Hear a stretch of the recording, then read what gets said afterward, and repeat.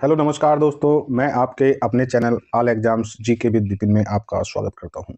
दोस्तों, उम्मीद करता हूं कि आपकी पढ़ाई लिखाई बहुत अच्छे चल रही होगी और आपकी पढ़ाई अच्छी चलनी भी चाहिए, क्योंकि आप एक ऐसे प्लेटफॉर्म से जुड़े हैं जो आपकी तैयारी को बेहतर बनाने का काम कर रहे हैं। दोस्तों, जैसे कि आप जानते हैं कि मिशन वर्दी 2025 के तहत हम एक अपना जो श्रृंखला का एक क्रम चला रहे हैं, श्रृंखला चला रहे हैं, उसी क्रम में आज की जो हमारी क्लास होने वाली है, बहुत बेहतर क्लास। यूट्यूब पर पहली बार ऐसी क्लास आपको देखने को मिलेगी।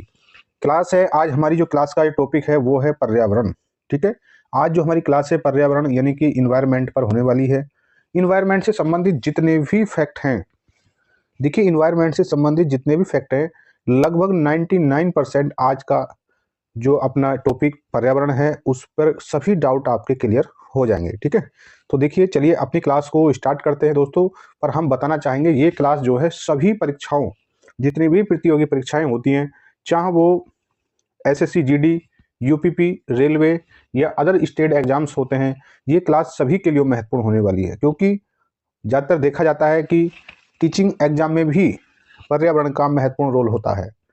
ठीक है, तो आज ये क्लास सभी परीक्षाओं के लिए महत्वपूर्ण होने वाली है। ऐसी क्लास होगी कि आज आप इस टॉपिक को यहाँ से पढ़ने के बाद कहीं से और कुछ पढ़ने की ज़रूरत नहीं है। स्टैटिक जीके का यह बहुत महत्वपूर्ण टॉपिक है। जैसे कि आप जानते हैं कि हम इस श्रृंखला में 150 से 200 टॉपिक आपको कराने वाले हैं। तो चलिए अपनी क्लास को स्टार्ट करते हैं।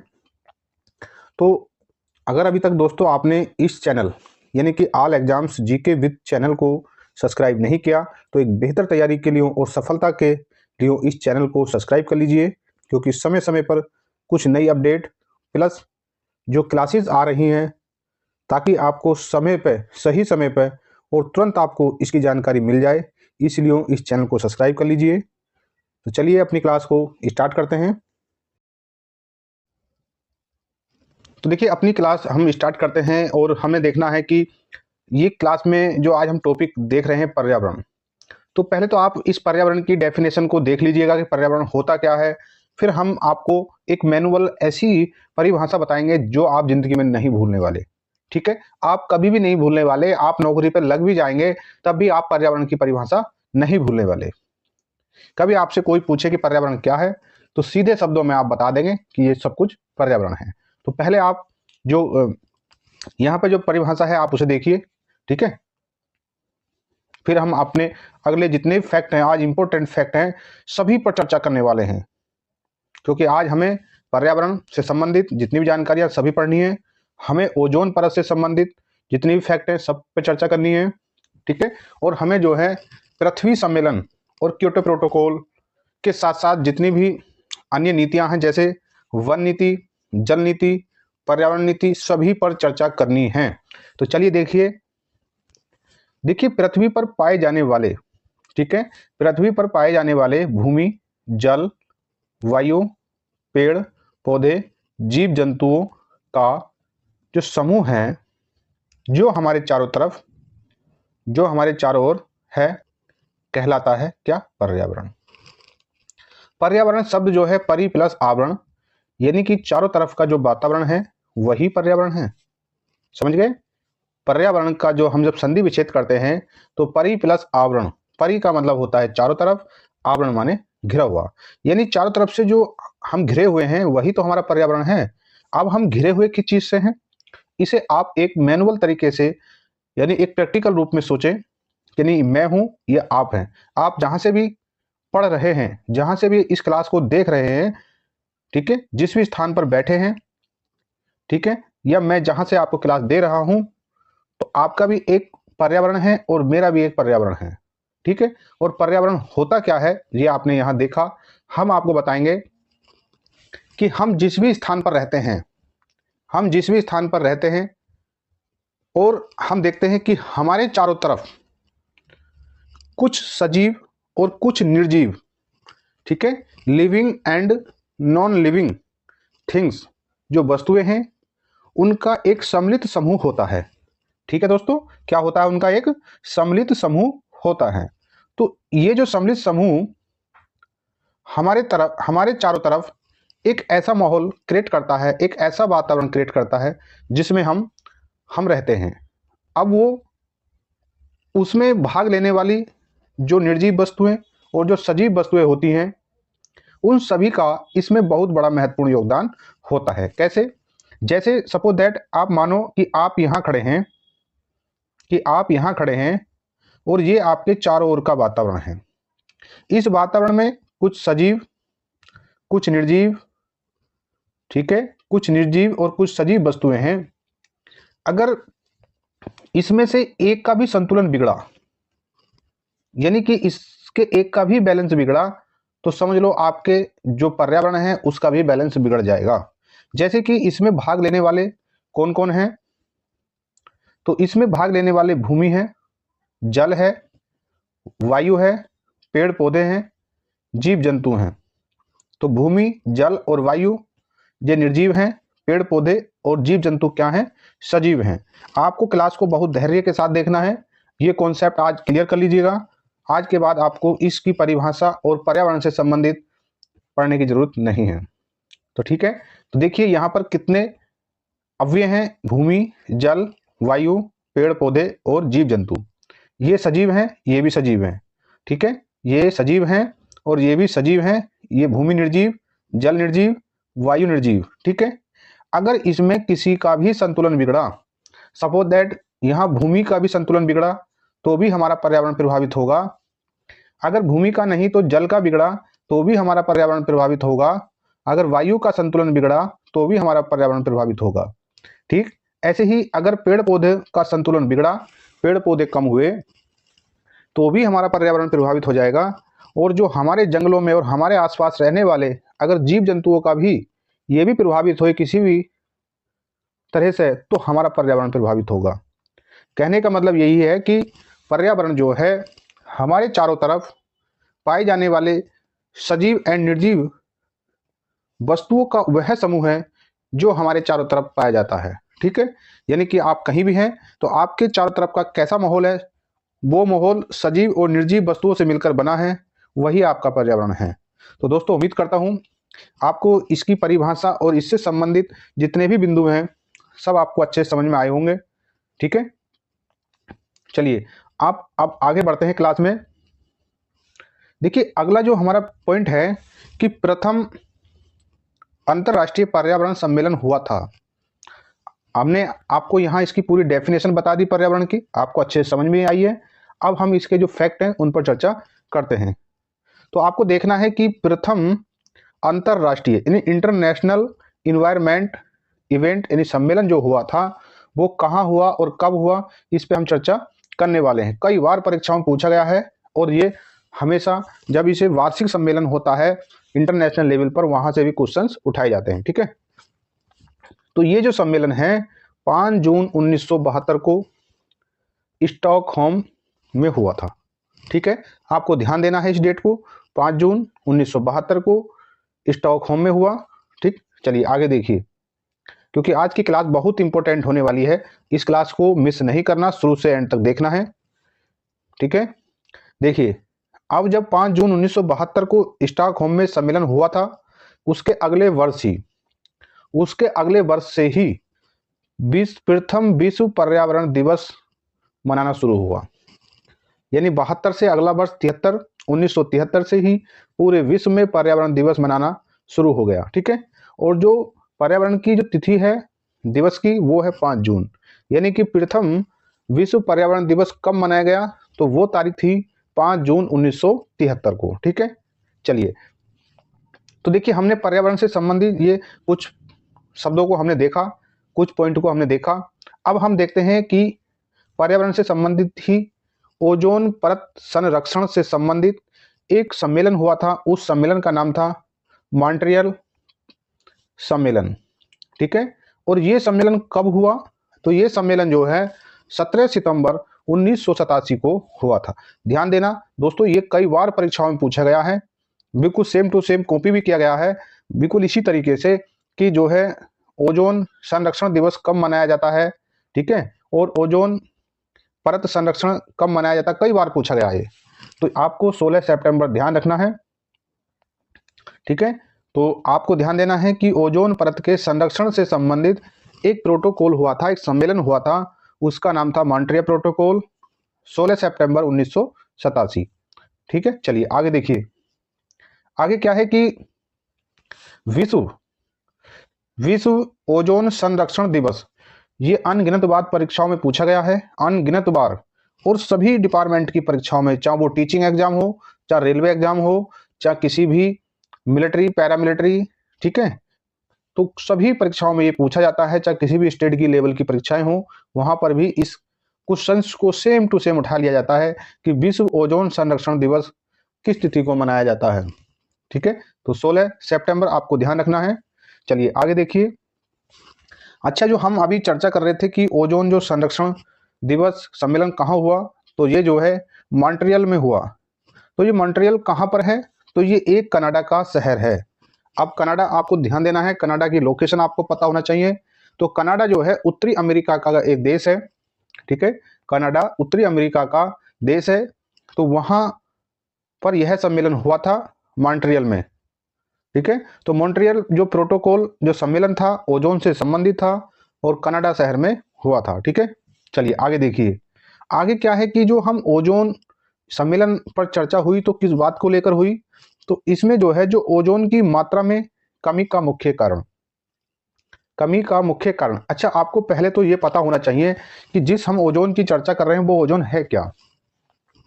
तो दोस्तों देखिए, ये है हमारी पृथ्वी, ये क्या है हमारी अर्थ।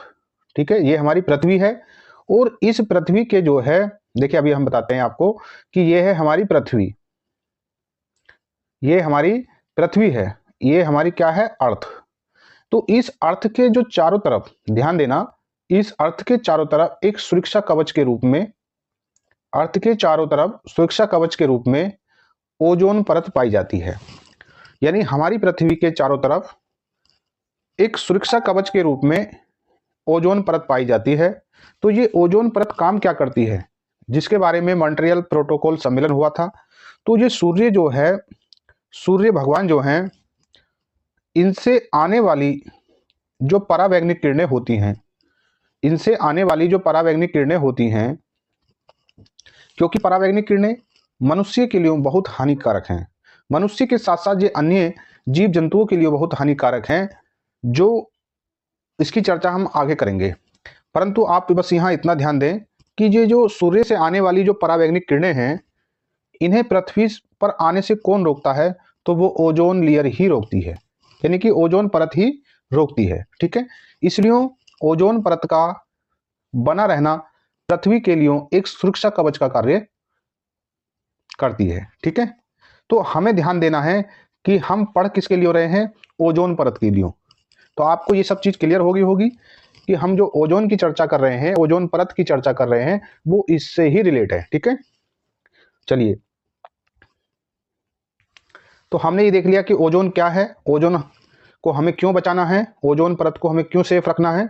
तो इसीलिए क्योंकि जो सूर्य से आने वाली परावैंगनिक किरणें हैं वो पृथ्वी पर ना आए। ठीक है, क्योंकि वो मनुष्य को सीधा इफेक्टेड करती हैं। ठीक, अब जो ओजोन परत को नुकसान कौन पहुंचाता है, तो उसके बारे में हम यहाँ देखने वाले हैं कि ओजोन की मात्रा में कमी का मुख्य कारण क्या है। ओजोन की परत में मुख्य कारण जो है, एक जो मनुष्य के द्वारा अनेक तरीके के यंत्र प्रयोग किए जाते हैं और उनसे निकलने वाली एक गैस होती है। कौन सी गैस होती है, तो वो गैस है क्लोरोफ्लोरोकार्बन, जिसे हम CFC बोलते हैं। ठीक है, जिसे हम CFC बोलते हैं। तो ये रेफ्रिजरेटर आदि यंत्रों से निकलती है। तो ये गैस जो है, जो हमारी पृथ्वी की रक्षा करने वाली ओजोन परत है, उसे सीधा इफेक्टेड करती हैं। ठीक है, तो देखिए आगे लिखा भी है कि ओजोन परत को नष्ट करता है, कौन करता है, ये वही गैस है CFC। ठीक है, क्लोरोफ्लोरोकार्बन। अनगिनत बार परीक्षाओं में पूछा गया है, सीधा पूछ लिया जाता है कि ओजोन परत को नुकसान पहुंचाने वाली कौन सी गैस है, क्लोरोफ्लोरोकार्बन। ठीक है, चलिए देखिए, हमने पर्यावरण के बारे में पढ़ा, हमने ओजोन परत के बारे में पढ़ा, अब हम पढ़ने वाले हैं पृथ्वी सम्मेलन। ठीक है, कि पृथ्वी सम्मेलन कब हुआ, कहाँ हुआ। तो पृथ्वी सम्मेलन 1992 में ब्राजील के रियो डी जेनेरियो में हुआ। अब पहली बात तो आपको यह पता होना चाहिए कि ब्राजील कहाँ पर है। ये तो आपको पता होगा कि ब्राजील देश है, परंतु ब्राजील देश किस महाद्वीप में है। तो ब्राजील जो देश है वो दक्षिण अमेरिका का देश है और उसके शहर रियो डी जेनेरियो में 1992 में एक सम्मेलन हुआ था। उस सम्मेलन का नाम रखा गया पृथ्वी सम्मेलन। ठीक है, अब पृथ्वी दिवस कब मनाया जाता है। तो देखिए पृथ्वी दिवस जो है 22 अप्रैल को मनाया जाता है। ठीक, चलिए आगे देखिए अगला जो सम्मेलन है वेरी वेरी इंपॉर्टेंट, सभी इंपॉर्टेंट है। हमने बताया था कि हम 4-5 सम्मेलन और कई ऐसे डेट को आज याद करने वाले हैं जो परीक्षाओं में सीधा यहाँ से कॉपी पेस्ट हो जाएगा। ठीक है, चलिए देखिए अगला क्या है, क्योटो प्रोटोकॉल। ये क्योटो एक शहर का नाम है। ये शहर कहाँ पर है, जापान देश में है। जापान एशिया का देश है। ठीक है, तो ये कब हुआ, तो क्योटो प्रोटोकॉल जो सम्मेलन हुआ 1997 में। आपको इन सन को ध्यान रखना है और सम्मेलन को ध्यान रखना है। ये सम्मेलन किससे रिलेटेड है इसे भी ध्यान देना है। ठीक है, चलिए तो क्योटो प्रोटोकॉल आपने देखा 1997 में हुआ, परंतु सम्मेलन तो 1997 में हुआ, परंतु इस सम्मेलन का जो प्रभाव हुआ ये कब से लागू हुआ, तो क्योटो प्रोटोकॉल प्रभावी हुआ वर्ष 2005 से। देखिए सम्मेलन 1997 में और प्रभावी रूप से कार्य रूप से जब प्रभावी हुआ तो वर्ष 2005 में, यानी 3 और 5 8, इसे 8 वर्ष लग गए थे इस सम्मेलन को लागू होने में। ठीक है, जो एक नियम बना था इस नियम को प्रभावी होने में, प्रोटोकॉल को। ठीक है, अच्छा ये जो प्रोटोकॉल था, ये जो सम्मेलन था किससे संबंधित था इसे भी जानना बहुत जरूरी है। हमने पढ़ तो लिया कि सम्मेलन हुआ कहाँ, कब हुआ, कब से प्रभावी हुआ, परंतु हमें यह जानना भी बहुत जरूरी है कि सम्मेलन किससे संबंधित था। तो क्योटो प्रोटोकॉल जो जापान में सम्मेलन हुआ था, ये जो सम्मेलन था ये संबंधित था वातावरण में, जो हमारा इन्वायरमेंट है, जो हमारा पर्यावरण है, उसमें CO2 यानी कार्बन डाइऑक्साइड उत्सर्जन में वृद्धि से। कि जो हमारा जो वातावरण है, हमारा जो पर्यावरण है, इस पर्यावरण में जो कार्बन डाइऑक्साइड गैस है यानी कि जो CO2 है, इसमें वृद्धि से संबंधित, कि इसमें कितनी वृद्धि हो रही है और वृद्धि होने से क्या क्या नुकसान है और हमें इसकी वृद्धि को रोकना है, इससे संबंधित ही ये प्रोटोकॉल हुआ था। ठीक है, जो हम आगे बहुत कुछ और पढ़ने वाले हैं इसके बारे में। ठीक है, चलिए आगे देखिए। अब देखिए कि जो क्योटो प्रोटोकॉल हुआ था इसका जो क्या और उद्देश्य थे, इन सभी पर हम चर्चा करेंगे।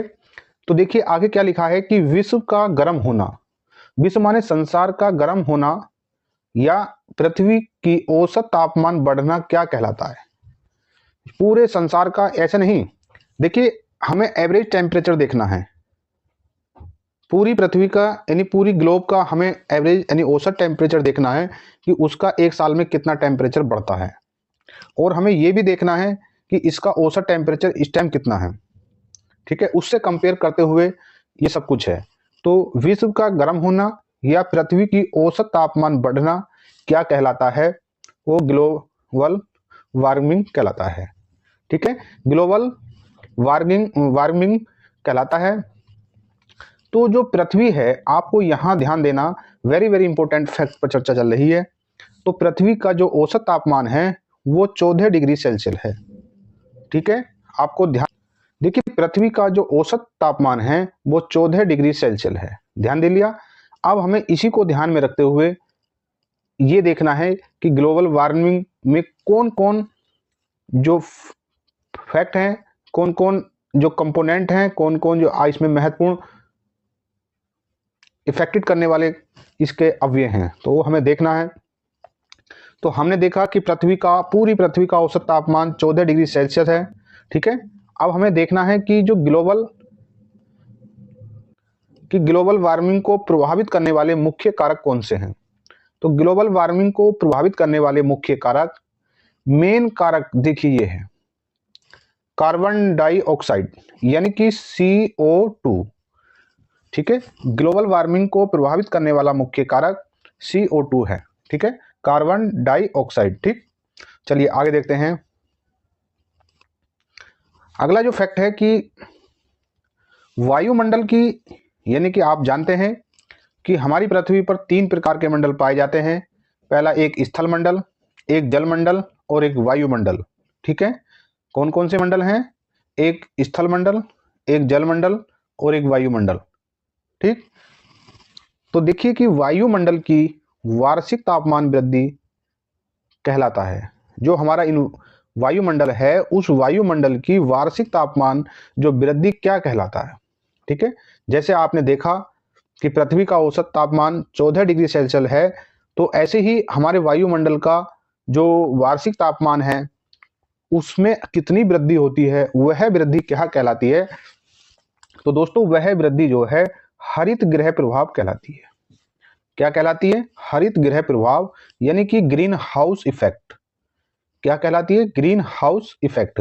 ठीक है, अब इस ग्रीन हाउस गैस इफेक्ट यानी कि वायुमंडल की जो वार्षिक तापमान वृद्धि का मुख्य कारक कौन है? तो मुख्य कारक में कुछ गैसें हैं, उन गैसों में सबसे पहले जल वाष्प है। तो जल वाष्प का सबसे ज्यादा योगदान ग्रीन हाउस गैस इफेक्ट में रहता है। दूसरे नंबर पर CO2 यानी कार्बन डाइऑक्साइड। ठीक, चौथे नंबर पर मीथेन CH4 और पांचवें नंबर पर नाइट्रस ऑक्साइड। ठीक, कई बार परीक्षाओं में पूछा गया है, आपको विकल्प को ध्यान देके चलना है कि वहां पर जल वाष्प भी है, कार्बन डाइऑक्साइड भी है और मीथेन भी है। इस तरीके से अगर जल वाष्प, कार्बन डाइऑक्साइड ये दिया हो तो सब, अगर उसमें आपको क्रमबद्धता के रूप में लगाने के लिए आए तो आप पहले जल वाष्प को, दूसरे नंबर पर कार्बन डाइऑक्साइड को, फिर मीथेन को, इस तरीके से करना है, ये ध्यान देना है। वैसे तो नॉर्मली तरीके से ज़्यादातर आप जब क्वेश्चंस करेंगे तो 80% क्वेश्चन इसी पे बनाता है कि हरित गृह प्रभाव हेतु सर्वाधिक उत्तरदायी गैस कौन सी है। जब गैस शब्द की बात आएगी तो आपको CO2 ही लगाना है। ठीक है, जब आप गैस के रूप में क्वेश्चंस बनेगा कि ग्रीन हाउस गैस इफेक्ट वाली सर्वाधिक उत्तरदायी गैस कौन सी है, तो CO2 है। ठीक है, चलिए आगे देखिए कि सर्वप्रथम ग्रीन हाउस गैसों की संकल्पना की थी, किसने इसको सबसे पहले खोजा था कि ये gas green house effect gas कहलाती हैं? तो उनका नाम था जोसेफ फोरियर। ठीक है, बहुत कम पूछता है, पूछ भी लेता है। ठीक है, तो इसे हम देखते हैं कि ये जो इसकी संकल्पना कब हुई, तो 1824 में इसकी संकल्पना होती है। ठीक, चलिए आगे देखिए कि पर्यावरण एवं वन मंत्रालय का गठन कब हुआ। ये CTET और UP-TET में यहाँ से क्वेश्चन बिल्कुल बनते हैं, यहाँ से ही कट कॉपी पेस्ट हो जाते हैं। ठीक है, तो आपको देखना है कि पर्यावरण एवं वन मंत्रालय का गठन कब हुआ, तो 1985 में। ठीक है, देखिए आगे क्या लिखा है कि देखिए दोस्तों, ये वेरी वेरी इंपॉर्टेंट है कि कई बार UP-TET CTET के साथ साथ अन्य प्रतियोगी परीक्षाओं में इस क्वेश्चन को पूछा गया है, बिल्कुल सेम टू सेम यहाँ से, कि भारत सरकार ने पर्यावरण संरक्षण, ध्यान देना, इस शब्द को ध्यान देना है कि पर्यावरण संरक्षण अधिनियम लागू हुआ था। तो देखिए ये बिल्कुल सेम टू सेम आपको ध्यान देना, इस डेट को नहीं, इस सन को पूछता है। तो ये जो सन है 1986 को पर्यावरण संरक्षण अधिनियम लागू हुआ था। ठीक है, चलिए आगे देखिए, आगे क्या है कि आगे ध्यान देना है कि विश्व पर्यावरण संरक्षण दिवस, वो तो अधिनियम कब लागू हुआ, 1986 में। और विश्व पर्यावरण संरक्षण दिवस का मतलब है किस दिन पर्यावरण जो संरक्षण दिवस मनाया जाता है, तो वो 26 नवंबर। आपको इस 26 नवंबर को भूलना नहीं है। ठीक है, तो विश्व पर्यावरण संरक्षण दिवस मनाया जाता है 26 नवंबर को। ठीक, चलिए आगे देखिए, आगे क्या है कि जो पर्यावरण संरक्षण के लिए काम करने वाली जो अंतरराष्ट्रीय एजेंसी है उसका क्या नाम है। ये भी काफी अच्छा प्रश्न है कि जो विश्व यानी कि विश्व इन्वायरमेंट जो पर्यावरण है उसके जो संरक्षण के लिए काम करने वाली इंटरनेशनल एजेंसी है, उसका नाम है ग्रीन पीस। ठीक है, ग्रीन पीस आपको ध्यान रखना है। देखिए आगे वाले जो फैक्ट हैं वेरी वेरी इंपॉर्टेंट फैक्ट हैं, तो आपको इन्हें भी ध्यान से देखना है। ठीक है, और याद करना है। देखिए जो आज का जो हमारा टॉपिक है पर्यावरण, इन्वायरमेंट है। ठीक है, तो नेशनल इन्वायरमेंट रिसर्च सेंटर, ठीक है, यानी कि राष्ट्रीय पर्यावरण अनुसंधान केंद्र, यानी कि पर्यावरण से संबंधित जितना भी रिसर्च होना है उसका जो सेंटर है वो नागपुर में है। नागपुर कहाँ है आप जानते होंगे कि नागपुर तो महाराष्ट्र में है, ठीक है। तो नागपुर, महाराष्ट्र के नागपुर में जितना भी इन्वायरमेंट है, राष्ट्रीय इन्वायरमेंट है, राष्ट्रीय पर्यावरण है, तो उससे संबंधित जितने भी नए रिसर्च होते हैं उसका केंद्र सेंटर नागपुर में। ये यूपी टेट सी टेट में कई बार रिपीटेड क्वेश्चन है, ठीक है। यूपी टेट सी टेट के साथ साथ अन्य जितने भी अदर स्टेट के जो टेट की परीक्षाएं होती हैं उसमें कई बार पूछा गया है, ठीक है। चलिए अब तो दोस्तों देखिए, अब हम आपको ऐसी 3 नीतियों के बारे में बताने वाले हैं जिसे आपको बहुत अच्छे से ध्यान रखना है। तो ये जो नीति है ये लगातार, यानी कि एक के बाद आपको इनकी सीरियल तरीके से भी ध्यान रखना है, कभी नहीं भूलेंगे। तो देखिए पहली नीति जो थी, पहली नीति वन नीति लाया गया। तो देखिए वन नीति, राष्ट्रीय वन नीति लाया गया। कब लाया गया? तो राष्ट्रीय वन नीति 1988 में। ध्यान देना है, इस डेट को ध्यान देना। देखिए यहाँ एक थोड़ा ट्रिक को भी लगाइए कि जब वन नीति बनी तो वन को किस चीज की जरूरत होगी? जल की।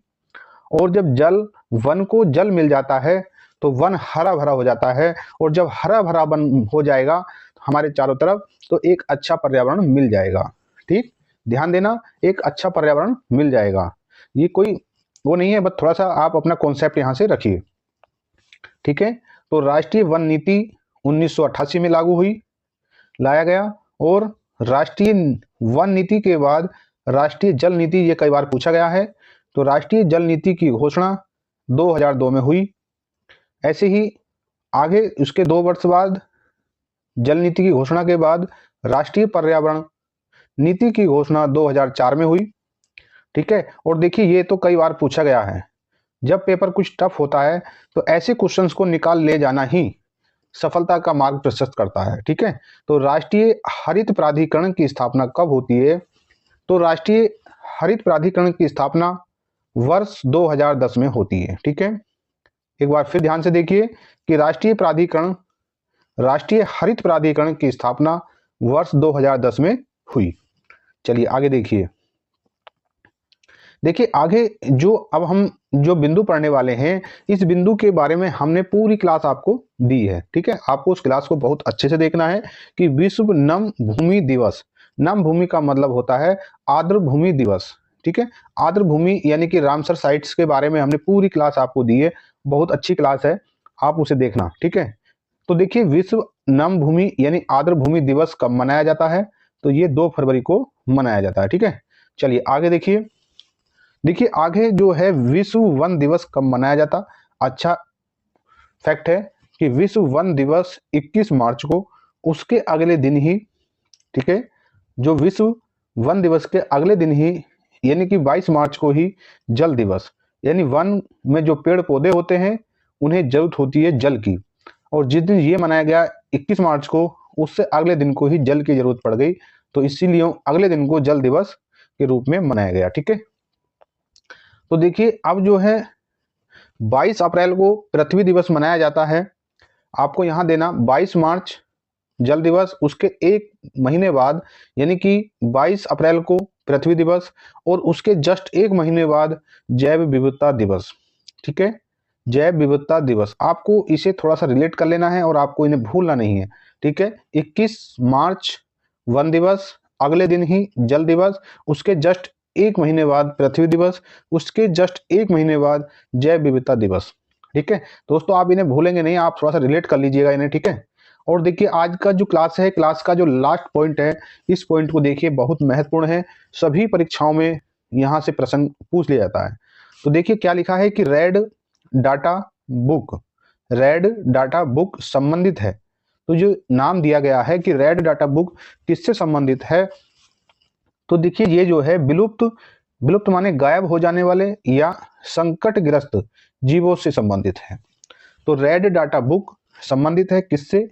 जो जीव जंतु विलुप्त हो रहे हैं यानी खत्म हो रहे हैं, या जो संकट में ग्रस्त हैं, संकट में पड़े हैं, तो उनसे संबंधित जितना भी डाटा होता है वो रेड डाटा बुक के अंतर्गत रखा जाता है। तो देखिए दोस्तों आज की जो क्लास आपको कैसी लगी, इसके लिए हमें एक कमेंट करके आपको बताना है। एक कमेंट के माध्यम से अपना सुझाव देना है। हमें आपके कमेंट का इंतजार रहेगा। और देखिए, अगर क्लास अच्छी लगती है तो अपने दोस्तों में शेयर करिए, क्योंकि आपको भविष्य में एक सरकारी अधिकारी और कर्मचारी बनना है और अपने माँ बाप का नाम रोशन करना है। तो ठीक है दोस्तों, मिलते हैं आपसे अपने अगले टॉपिक क्लास में या किसी नई इन्फॉर्मेशन के साथ। अगर अभी तक आपने इस चैनल को सब्सक्राइब नहीं किया तो दोस्तों, एक सब्सक्राइब वाला बटन दबाइए। जिन भी साथियों ने अभी तक सब्सक्राइब नहीं किया तो कर लीजिए प्लीज़। चलिए, मिलते हैं आपसे अपनी अगली क्लास में। तब तक जय हिंद, जय भारत।